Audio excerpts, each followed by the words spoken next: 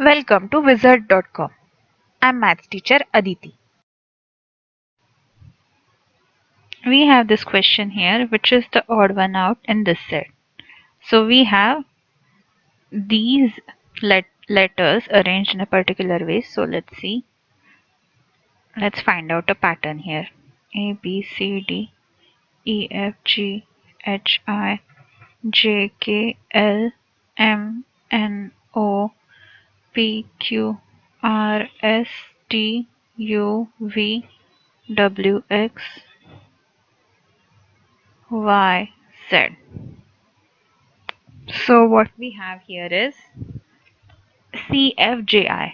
Let's look at the first member CFJI. So C is, let's number them 3, 4, 5, 6, 7, 8, 9, 10, 11, 12, 13, 14, 15, 16, 17, 18, 19, 20, 21, 22, 23, 24, 25, 26. So C is 3, F is 6, J is 10, and I is 9. So this looks like plus 3, plus 4, and minus 1. Let's look at the next member. We have D, G, J, M. So we have D is 4, G is 7, J is 9, and J is 10.